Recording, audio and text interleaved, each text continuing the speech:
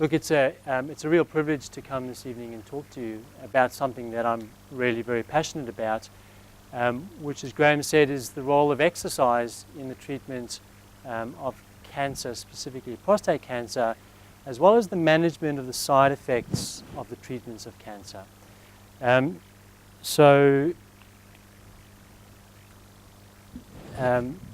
guess very quickly a bit more of a background. We operate what we call an exercise clinic at our university campus in Strathfield, where we cater for predominantly prostate cancer patients. And we've operated for the past 4 years, and we have an exercise clinic, and we have relationships with local hospitals, and we get referrals through them. So I guess in addition to this overview, I'm going to give you a bit of an insight into exactly what that's all about. It may be something that you haven't heard of previously, but there are programs out there, and I guess part of what I hope to accomplish tonight is to plant a little seed in your mind that grows and kind of convinces you that exercise should really be an integral part of your journey with prostate cancer or recovery from prostate cancer. So I want to talk about cancer and treatment-related outcomes very briefly. I'm going to spend some time talking about the evidence behind the importance of exercise. It's one thing to just say you should exercise because it's the right thing to do, but there's actually a lot of evidence to support those sorts of claims. I want to talk about exercise in the elderly. It's quite a unique population. And I'm going to talk about evidence again, but this time for a very specific type of exercise called resistance training. Now, some of you may have heard that term before, maybe not. Strength training, weightlifting, resistance training, and I'll give some examples of that as well. And then I'll finish talking about what we do in our clinic in Strathfield. So I'm not going to spend a lot of time on this because it's something you're all familiar with. These are some of the common treatments for men dealing with prostate cancer. Most significantly, at least for most of the patients that we see, hormone therapy is very, very common, and probably many of you have had experience with that, and then of course some of those other ones as well. The point is that, and again you would be well aware of these because these are things you've all experienced. These are the typical outcomes for men undergoing these kinds of treatments, and again particularly this hormone therapy, the androgen deprivation therapy. The androgen deprivation therapy is quite effective in slowing the rate of growth of prostate cancer cells, which is a fantastic thing, of course, but unfortunately it has some of these quite significant side effects. And they relate to losing muscle mass, increasing in fat mass, accelerated loss in bone mineral density, and then related to those, a loss in what we call functional capacity, your ability to do things, what we call activities of daily living, getting around the house, jobs, whatnot. So these are all affected, and then we have some other common patient outcomes related to cancer and the cancer treatment as well. From our perspective, as what we call exercise physiologists, we're interested in using exercise as a therapy to try and overcome some of these. We're worried about these particular outcomes, these particular side effects, because they increase fall and fracture risk. You're not as strong, your bones aren't as strong. That's a real problem. You have a loss of functional capacity, or many experience a loss of functional capacity. That's a problem as well, and it's a problem we believe you can overcome with the right kind of exercise advice. And then we have increased risk of certain metabolic diseases, cardiovascular risk, diabetes, and some of those. So these are the things that we're interested in addressing with our exercise programs. And then the other one that is related to this as well, it's this idea of fatigue and cancer-related fatigue. It's actually one of the most frequently reported side effects of any cancer treatments. And it's obviously very, very distressing side effect or consequence of cancer to have to deal with. So I want to talk about some of those things and how we use exercise to try and address some of those problems. In terms of cancer-related fatigue, and many patients that I speak with, especially the first time we meet, they're concerned that they need to conserve energy because they're experiencing cancer-related fatigue. They don't feel like doing anything. And when you get into a situation like that, you actually have to do the exact opposite of what you feel like doing, which is you actually have to get up and do something. If you avoid doing things, and you have to manage it carefully, but if you avoid doing too many things, you get into what we call a vicious cycle. So you get tired, you feel like you need to rest. When you rest too long, you start to decondition. You start to get weaker, your cardiorespiratory fitness goes down, and you're able to do less. And when you do less and you decondition, you get tired more easily, and then you want to rest more. So it's a vicious cycle that we really try and avoid, and we can interrupt that or intervene with exercise. Even though you don't feel like it, it's actually the thing that you should be doing, should be prioritizing most. And this vicious cycle, the end point of the very worst case scenarios that cancer cachexia, which you may be familiar with, extreme deconditioning that we get in elderly patients. So in terms of cancer-related fatigue, in terms of some of the research about it, it's actually quite similar to other centrally mediated fatigue conditions. And what I mean by that is other fatigue conditions that originate, at least in part, in the brain. So they're controlled in the brain, and therefore they're similar to things like chronic fatigue syndrome, and they're similar to things like major depression. Now, in terms of the research for the role of exercise, originally the research was related to major depression, chronic fatigue syndrome, but now because we know that there's so many similarities with cancer-related fatigue, we now have some building evidence of the role of exercise in overcoming cancer-related fatigue. So here is a collection of studies. Don't worry about the small numbers in the writing. There's a main point to it. This is a collection. Each one of these rows here is a study that has looked at the efficacy of an exercise intervention in treating cancer-related fatigue. And what this collection of studies does is it summarizes the main, or gets the average effect of all the studies that have been done in the area. And the main take-home point there is that exercise reduces cancer-related fatigue. So when I first meet with patients, and they often express concern that taking on something that seems quite daunting, like doing resistance training, is going to make them feel more tired, it only takes them about 1 or 2 weeks to realize that the exact opposite is true. Okay? And there are a number of studies that have been done to support that.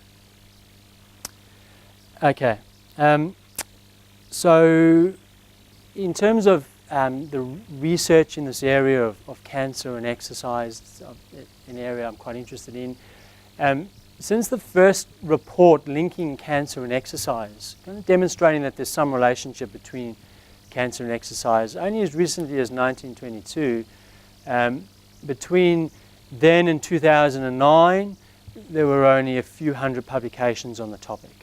Between 2009 and now, there are now thousands of publications on the topic. So it's a really, really exciting area from my perspective as a researcher and someone who works as a clinical exercise physiologist, because there's just this burgeoning amount of information and amount of data coming out of studies, some really good studies. And I'll take you through some of those today. So there's an increasing number of high-quality studies, randomized controlled trials you're probably familiar with, you might be familiar with, where you take 2 groups of people and you randomize them. They're a really high-quality kind of study, and we're seeing a huge increase in the number of randomized controlled trials in the area of exercise and cancer. So that's good for 2 reasons, because we're getting good quality data now, and it also means that funding bodies have identified that there's something worthwhile funding in this area. And that's important for us as well, and exciting for us as well. And when you have lots of randomized control studies, you eventually have the ability to do what are called meta-analyses, where you take the findings from all those studies and you get an average finding, which is quite powerful as well. So in terms of exercise and particular outcomes, here are some of the results of various meta-analyses, and we have a number here. It's called a weighted mean effect size, and it's just a statistical way of assessing how big an effect there was. So in terms of cardiovascular outcomes, these are all for cancer patients being treated with exercise.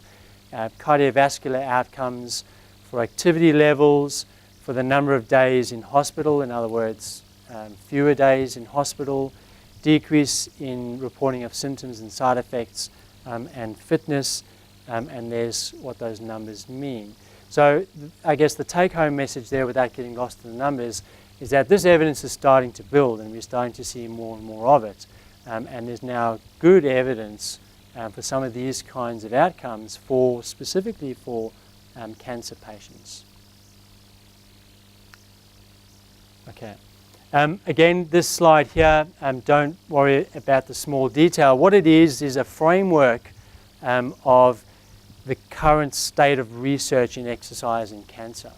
And the little blocks there kind of show us that we've got some good research coming out of breast cancer, some good research coming out of colorectal cancer. But really what it is, it's a roadmap for us to look at and go, here's the evidence that we have so far, but here are all the various holes that still need to be done. So there's still a lot of work to be done. And again, the take-home message here is that at this point in time, we have strong evidence that exercise limits the treatment side effects. And the very exciting thing for us is we're now starting to see studies and evidence that exercise can actually modulate the disease itself. Okay, what I mean by that is exercise can directly affect the way cancer cells behave, the way they grow. And that's the new area of research for us, researching exercise and cancer. And that's really exciting. That's, those sorts of studies are only starting to come out in the last 2 or 3 years. And I'm going to give you some examples of those. So for the first time, we're starting to think that exercise may directly affect the way the cancer cells operate. And here's one theory that I thought would be interesting to point out. And it's the theory that our muscles are actually an important organ. Our muscles actually release chemical hormones. They like hormones, and they're called myokines. Okay? Myo simply means muscle.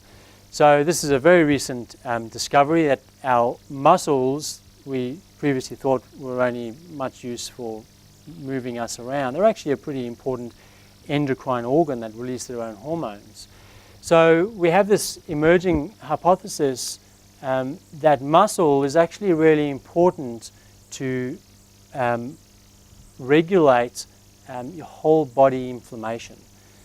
And this is related to the idea that probably many chronic diseases have something to do with a state of chronic inflammation. So the idea is that metabolic diseases, cardiovascular, diabetes, diseases of the central nervous system, and a number of cancers, let's say the situation is made worse when there's a state of inflammation. And these myokines are important in regulating how much inflammation you have. So it turns out that having muscle is actually quite important from an endocrine hormonal perspective, as well as a perspective of the ability to do things. So this is quite an interesting area for us as well. Here is a fantastic study that I wanted to talk to you about, and this is one of those studies that shows exercise interacting directly with cancer cells themselves. And what we have here in this study is 2 groups of mice, and both of them have had a prostate cancer tumor introduced to them.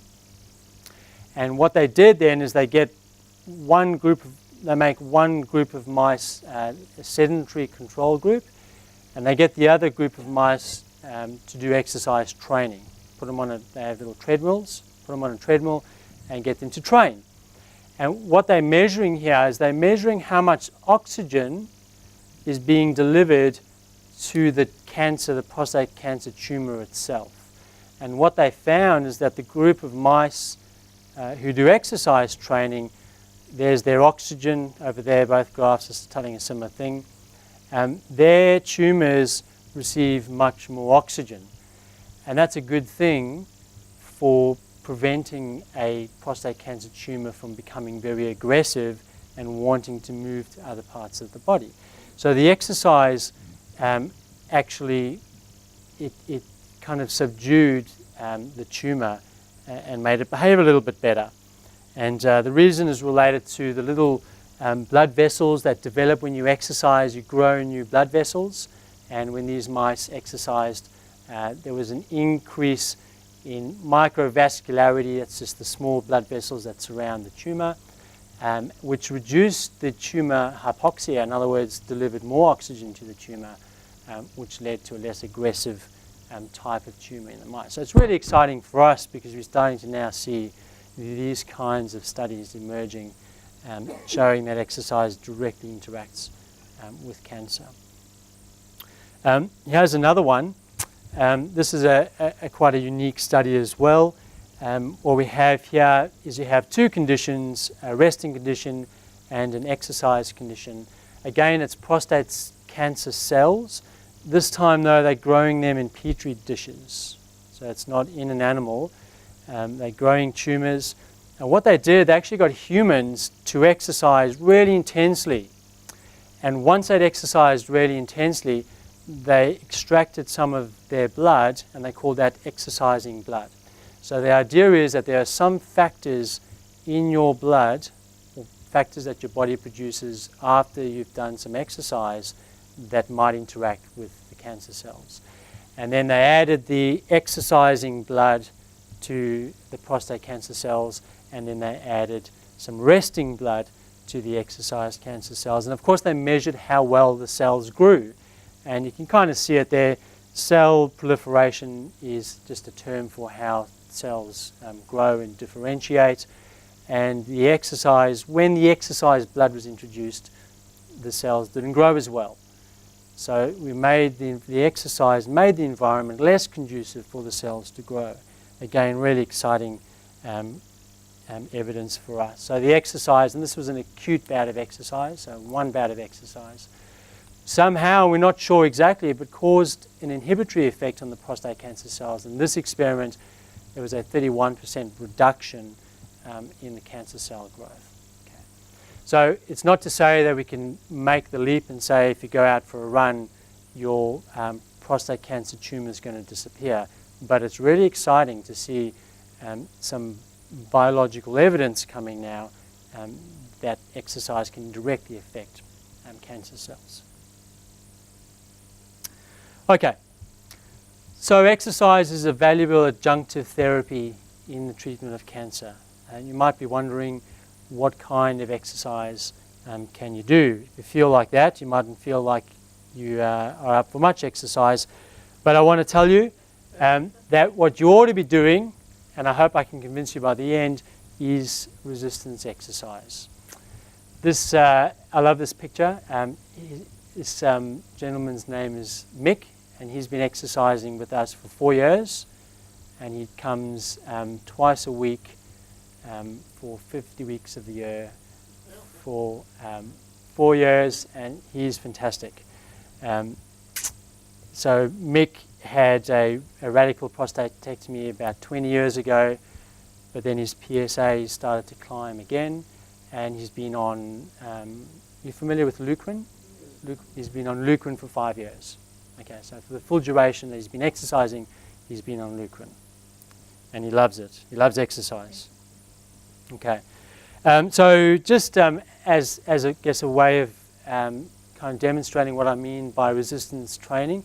Resistance training is moving heavy weights, lifting weights in a gym-like setting. Ours is set up to be a clinic. It's not a commercial gym, and we have only We have groups coming in for 1 hour sessions, and they're only prostate cancer. We have only prostate cancer groups. Okay, so that's an example there, and that's an example there, and there. And Mick again, doing pull-ups. He can do lots of pull-ups, but he's been practicing for a long time. Okay. All right. So I guess we've probably always known that being strong is important. Ironically, though, the first study to kind of demonstrate that was only as recently as 1999. And what they did in the study was part of a larger study, and they had about 6,000 men.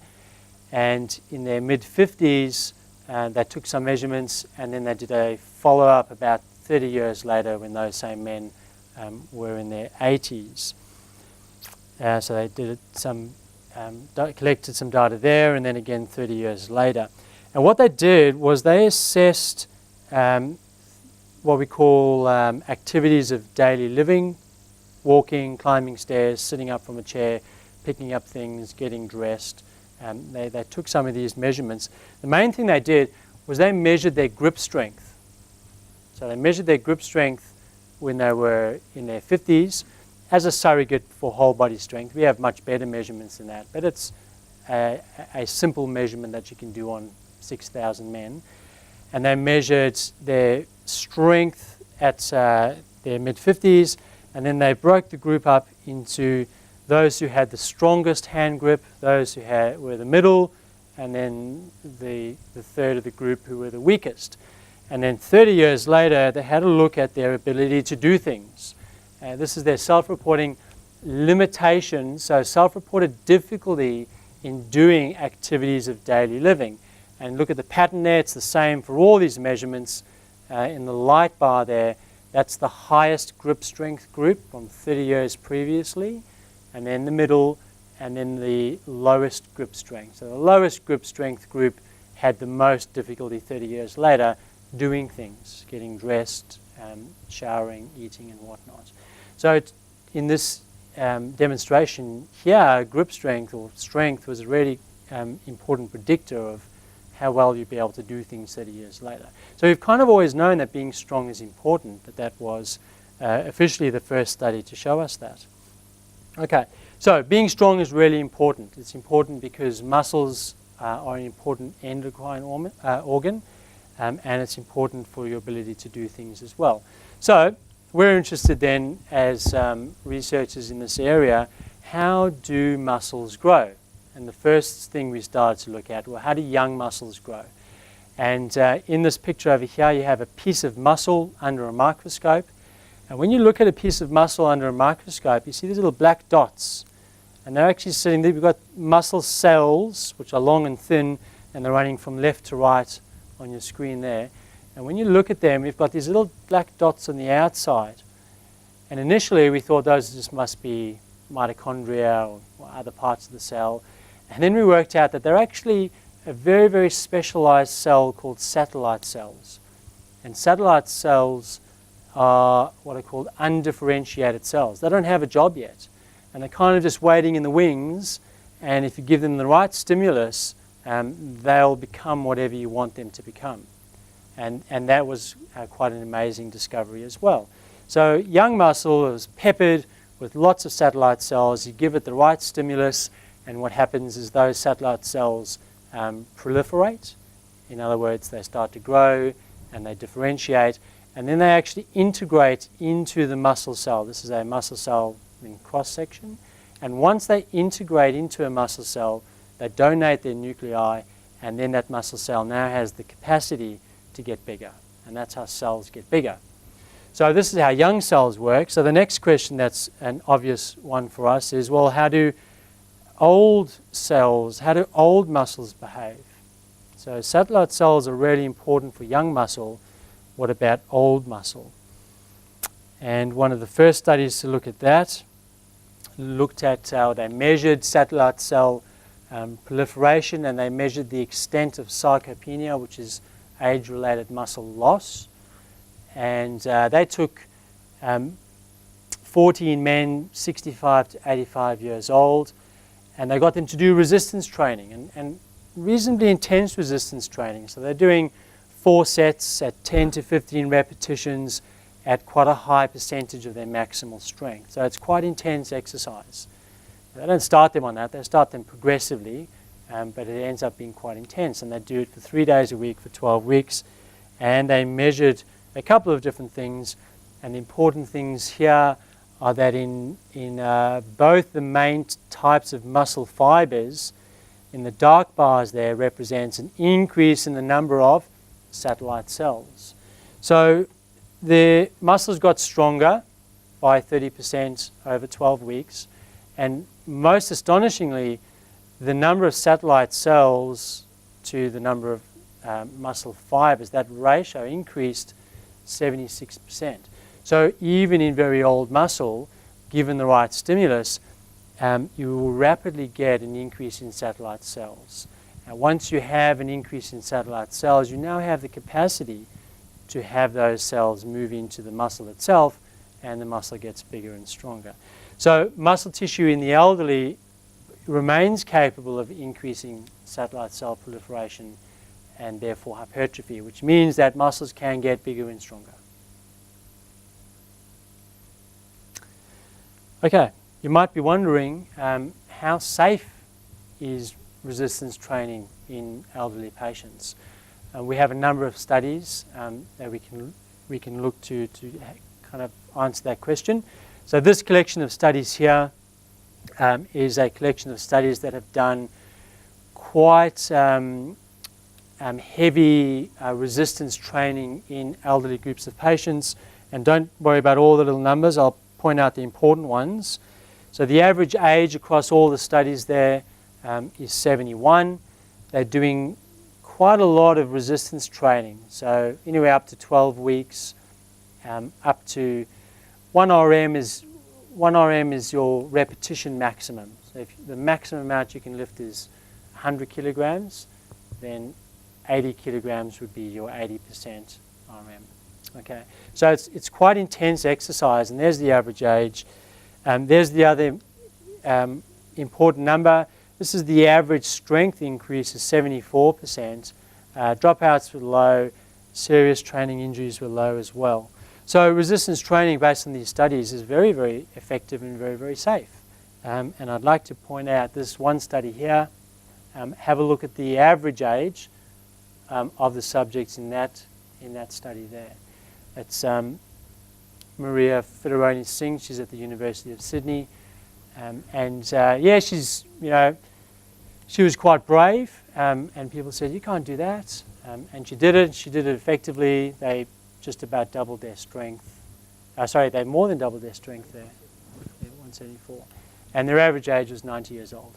Okay, so it's never too late.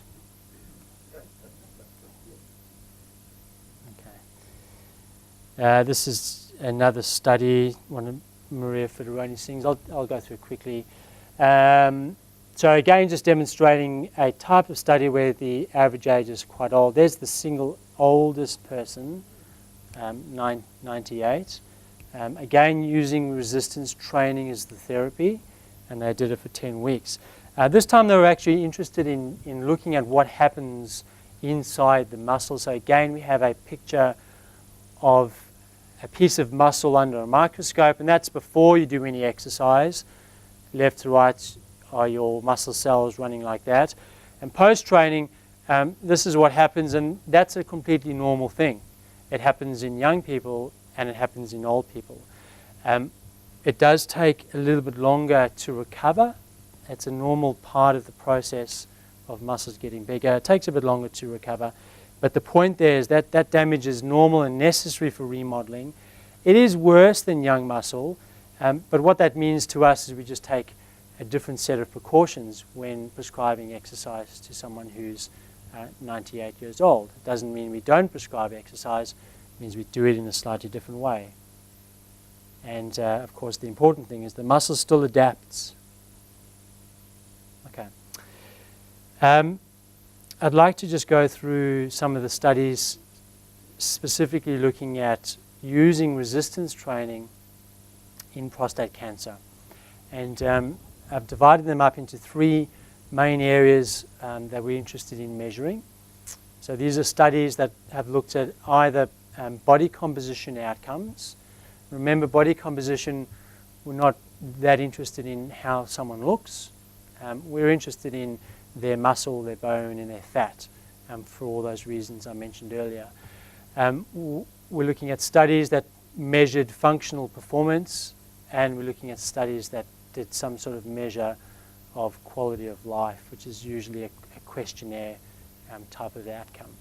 So we have 12 randomized controlled trials that met the criteria. In other words, they had patients who were on androgen deprivation therapy and or radiotherapy, and they undertook some resistance training, a resistance training program.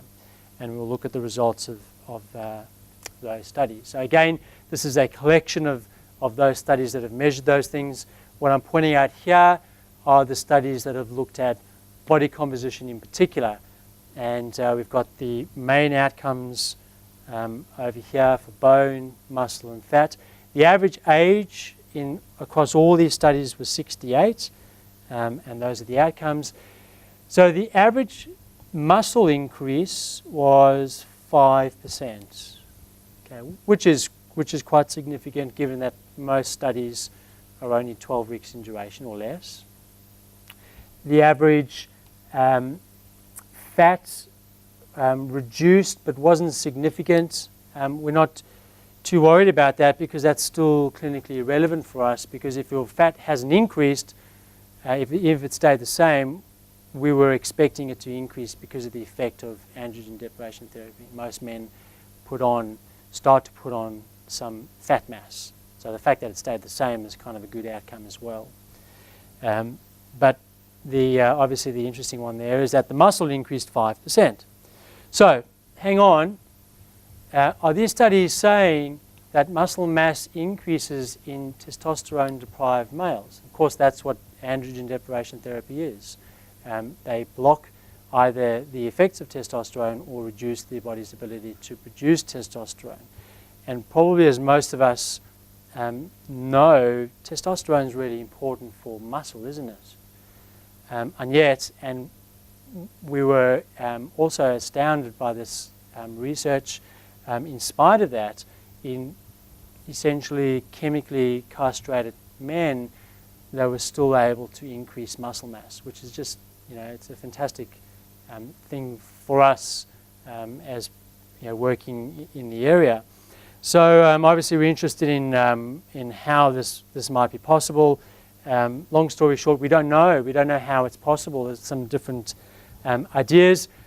Perhaps the muscle mass increase still occurs, but not to the same degree that it would have had the androgens like the testosterone been available.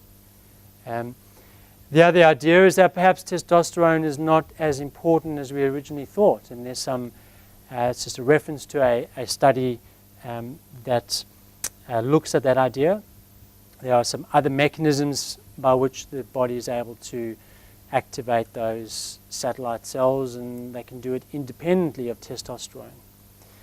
And then the other one is that perhaps the satellite cell proliferation, that growth, operates under what we call a redundancy system, which is a very interesting area of physiology, which is that if one system breaks down, it's kind of what then another system can take over. It's kind of how they operate the space shuttles. They have many, many redundancy systems if one breaks down. Okay? And that's actually modeled off human or animal biology. So maybe satellite cells operate under a similar system, which is interesting. But the key point, of course, is that even if you're on long-term prescription of androgen deprivation therapy, you can still get stronger and you can still increase your muscle mass. Okay.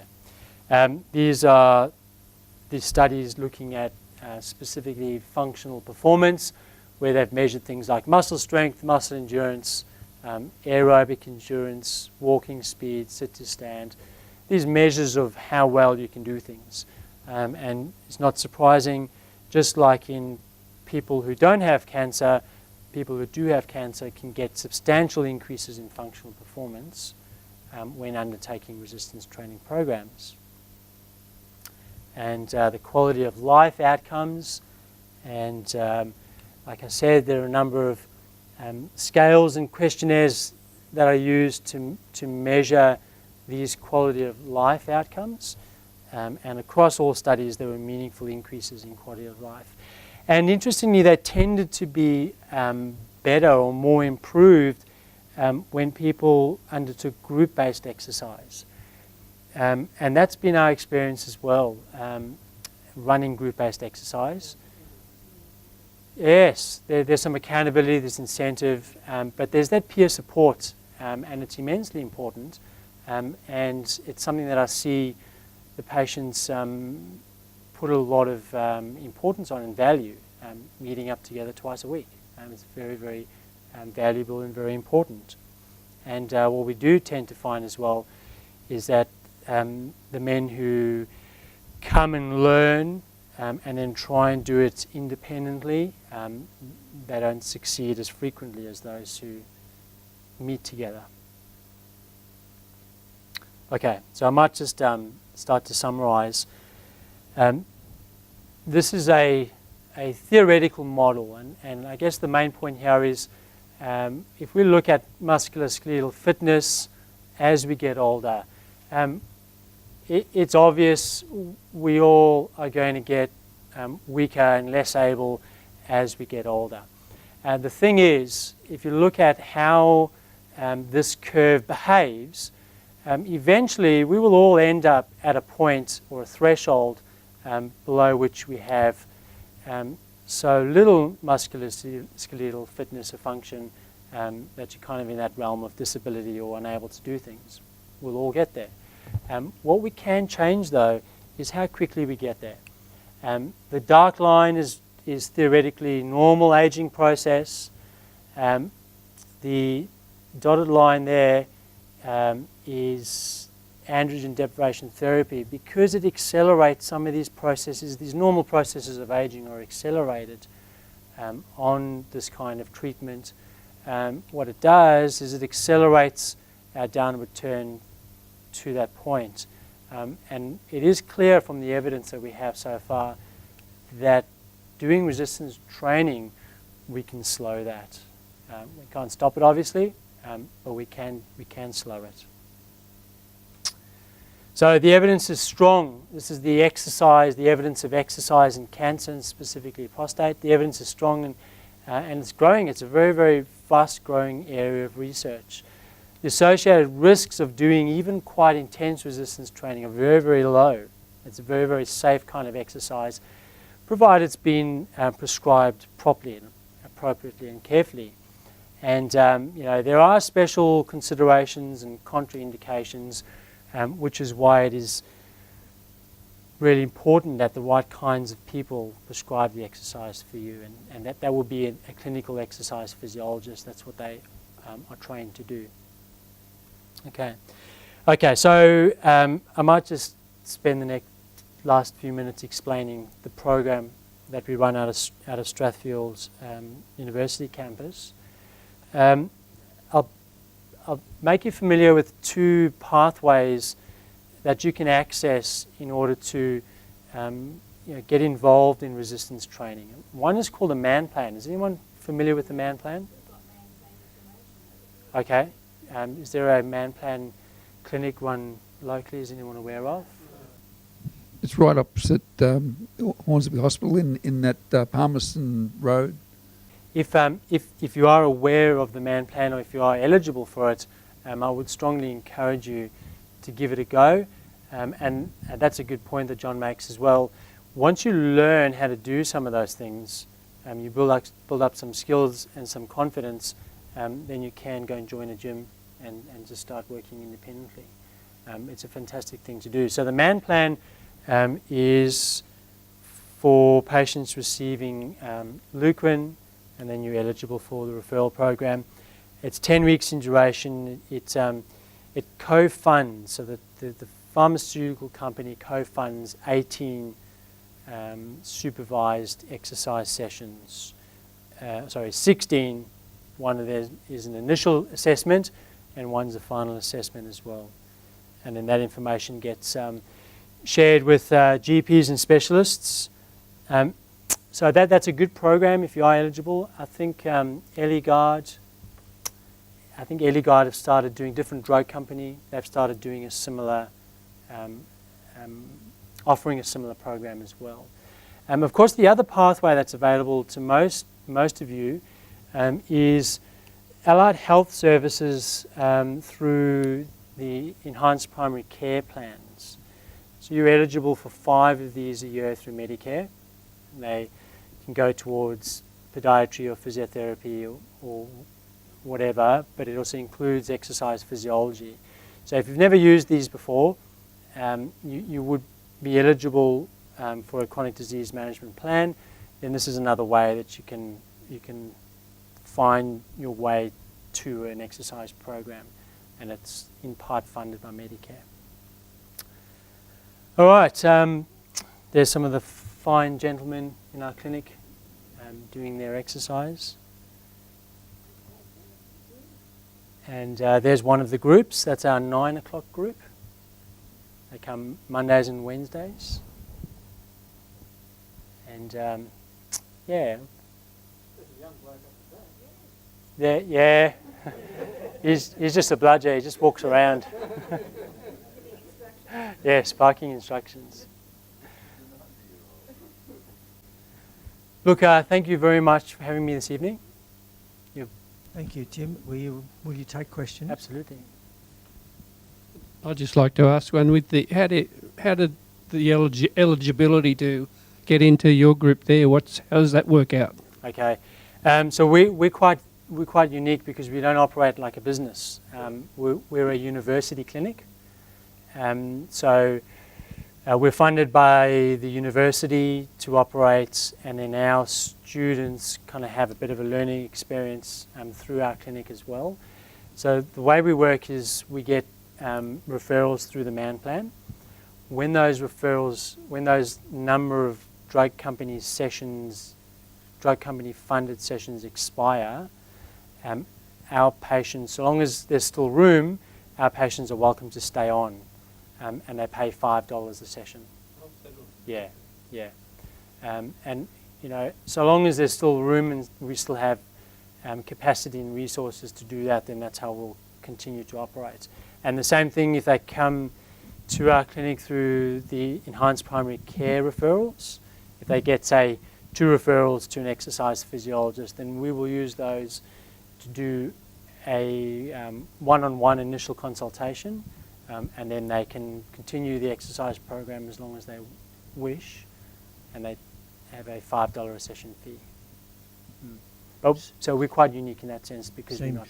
Seems to me that there should be more of this made available to prostate cancer. Oh look, cancer it would be fantastic, yeah, and I wish it was the case too. Yeah. But like I said, with the increasing in research, you will see an increase in the number of clinics that pop up locally to support these kinds of programs. During your presentation, it occurred to me that you were saying that with prostate cancer in men, there's more now today than previously. Would this be due to the fact that most men now are in white-collar type jobs rather than blue-collar? They're not doing the exercise, they're very sedentary in their work habits. Yes, at risk of speculating, I say I'd agree with that. We can't say that we have any evidence to prove that, and we probably never will, but it's clear from the animal model studies that the exercise is directly interacting with the cancer. And therefore, when the exercise is not there, in other words, you're sedentary, then you're not putting up much resistance to the cancer and doing whatever it wants. So the lack of exercise, it is a factor. It is a factor. There are lots of other factors as well. Tim, I swim 5 mornings a week. So you're saying I can swim and still and should also do resistance training as well? Absolutely, yes. Swimming. Swimming's not sufficient. Swimming is fantastic, but it's not sufficient in so far as making you stronger. I would never stop someone from swimming, but I would encourage someone to also add resistance training. You have to work your muscles to make them stronger. Hard work in the garden. As well, I would never discourage someone from doing that. That's also a fantastic Still thing. do resistance training. Still do it as well. Even though I swim and I work hard in the garden, I still got to go and do some resistance That's training. right. And now you have a full week. Oh, I play bowls, but that's not resistance training. Yes, and I guess part of the point is it's a very particular kind of exercise at a particular intensity, and the intensity is quite important. We can do lots of things kind of milling around at low intensity. It's not to say that those things aren't valuable. They're not nearly as valuable as doing something like that is. So you could even consider doing 3 or 4 swimming days and 1 or 2 resistance training days. Do these fellows lose weight as a result of their resistance training? Look, that's a question that we need a whole other lecture for. Some do, some don't. Weight by itself is an awful measurement because you hop on the scale and it can't tell you how much of your change in weight has come from increasing muscle and how much has come from decreasing fat. So we're more interested in what we call body composition. So in terms of body composition, it's very obvious to us to just look at someone without doing complex measurements. And we can do complex measurements as well, but you can look at someone like Mick in the middle there, 4 years down the track, and it's very, very obvious what's happened to him in terms There's of no his body beer guts there, composition. are there? Yeah. But weight, if you talk about fat, you talk about particularly the fat that aggregates around our midriff, and that's a whole other story, and it's a nutrition story. John. Tim, I have 2 questions, if I may. Firstly, you focused quite a lot on muscle aspects of your talk. With the Lucrin, I found I had a radical about 3 years ago, and then went on to hormones about 9 months after the radical. So I've had a couple of years on Lucrin.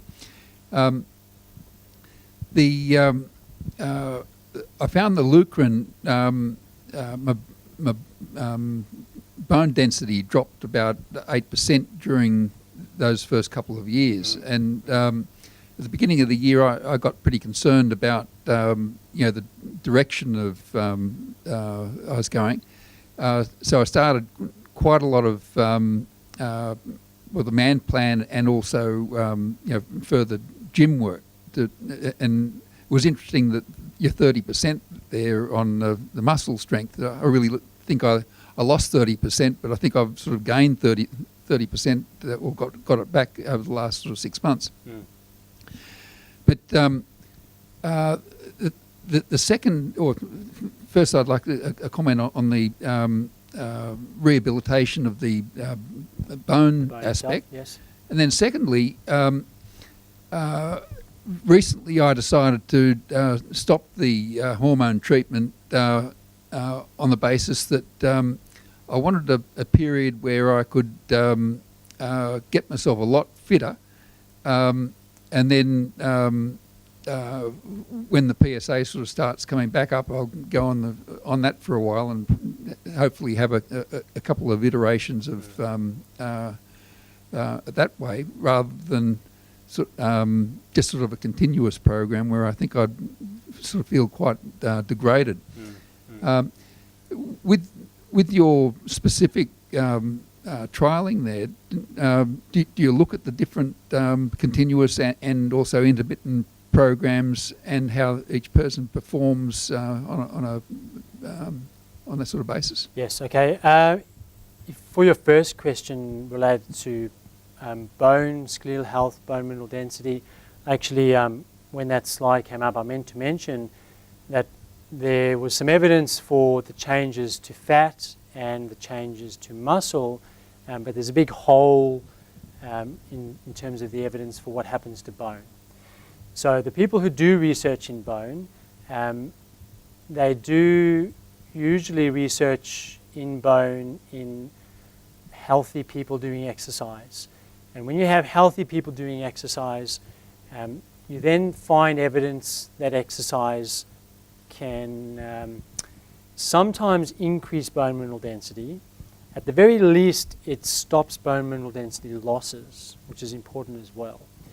In terms of the cancer and especially the effects of the androgen deprivation therapy, we don't have strong evidence to say that doing this type of exercise will increase your bone mineral density or even stop it. We don't know.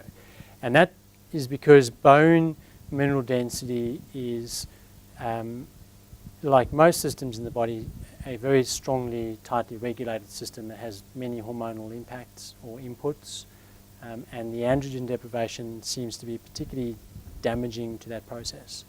So we're not sure, and many of the patients here have had similar experiences with quite substantial reductions in the bone mineral density. What I could say on that is I would still encourage people to do as much resistance training as they can if they're concerned about bone mineral density, even in the off chance that it's having a positive effect. Theoretically, we think it is. We don't have the strong evidence to prove that. And even without that evidence, I would say start doing it anyway, because there's a good chance that it's helping. It may not even be a measurable effect, or you can't attribute any change to it, but at the very least, if you can slow that rapid rate of loss down, it will be a good thing. Just out of curiosity, did you have that measurement? Did you have a DEXA scan done? Did you have a DEXA for your bone mineral density? I had one a year after the. I was on a drug trial for Prolia, and they took a bone density one after at the start of the year, and then I had a follow-up one about 2 years later. Okay. And there was about 3% difference over that year. Okay. But I was on hormone therapy for a year prior to the Prolia trial, so I don't know what the actual baseline was. Yeah. Was the measurement taken on the same machine? Yes, Okay. same machine. Okay. Because that often concerns us, where measurements are taken on different machines, and they can actually give quite different numbers. It's something to be aware of. Yeah. So, in terms of your next question, which I'm forgetting, The second one was with the intermittent strategies. There are the studies that are done. It's very hard to delve that deep and look at exercise and then split the group further into continuous ADT and intermittent ADT. I can only offer you anecdotal experiences, and some of our patients are continuous and some are intermittent. He wouldn't mind me saying it. Warren in the back over there, he's intermittent for about 7 years, and he always feels a whole lot better when he's off it, and he really he really hates having to go back on it, but he obviously realizes that to control the PSA he has to. I was just wondering, is there any sort of amount of muscle development that you'd sort of call that's a healthy amount? Like you see these bodybuilder guys and they got muscles everywhere. Does that mean Arnold Schwarzenegger's going to live to be 100? Or because I just don't understand. I think they must get to a stage where it's steroid induced, probably a lot of it. Yes. And it'd have to go beyond the stage where it's going to be useful. Is that right or not? Yes. You are right. I'll start by pointing out that none of us are at risk of looking anything like Arnie. Even if you've exercised 5 days a week or 7 days a week. So that state is, you're correct in saying it's actually quite an unnatural physiological state to be in, and it is induced by steroids. You have to have steroids to kind of look like that. Yeah. So it's unnatural. It is a question that interests a lot of people. Obviously, from an athletic perspective, is being a supreme athlete necessarily a healthy thing? Sometimes we murky the water and we think it is, but often when you look into it, it's probably not. So there are some possible negative cardiovascular adaptations that take place. There's some possible negative musculoskeletal adaptations. So no, it's not healthful, it's not necessary, and it's not going to do anything to longevity. By the way, we're not. Our focus is not on longevity so much as the actual quality of the time that we have.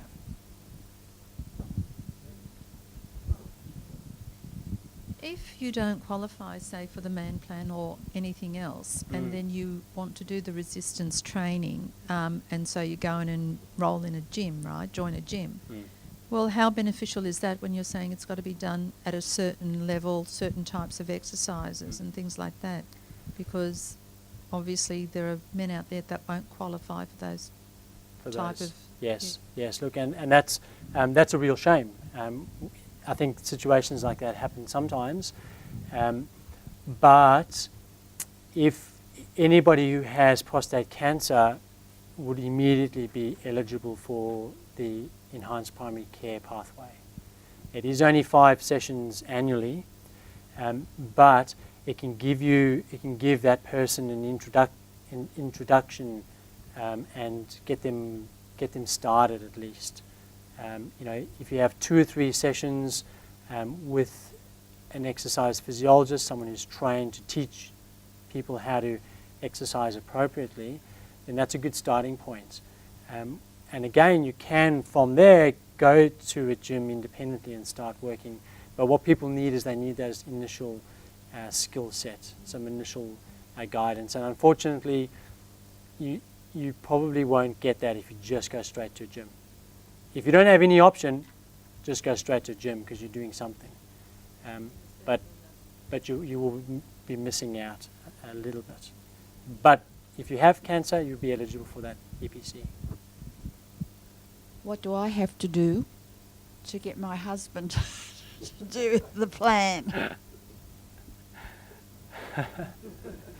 Your husband is most welcome. Is there anything more local than Stratford? Apparently there's one in Hornsby. What we really need to do, and I don't have this information with me right now, but is get in contact with a network of places that exist more locally. Chatsworth. I noticed on your slides there, there seem to be two areas where you're focusing: the upper body and the legs. What can you actually do in that sort of core area that? Perhaps the pictures are misleading. We do a range of exercises that are kind of whole body exercises. So we have, depending on what stage a person is at in terms of their exercise experience, you would usually start with about 10 different kinds of exercises, and then we progress that. And I guess on the whole, everything that needs to be targeted is targeted. So eventually we get men who have more experience doing quite complex lifting, like a deadlift. And a deadlift is a whole body exercise. And we get them to do lots of that because it's a great whole body exercise. So we don't specifically target any area over any other area. Yep. Just for the benefit of general people, if you get your GP to sign off on a form, you can get membership down at the West Pymble pool. You get the first $200 back from HCF and so forth.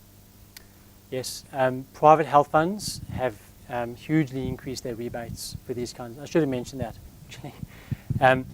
Yeah, private health funds, most private health funds have quite substantial rebates on exercise sessions.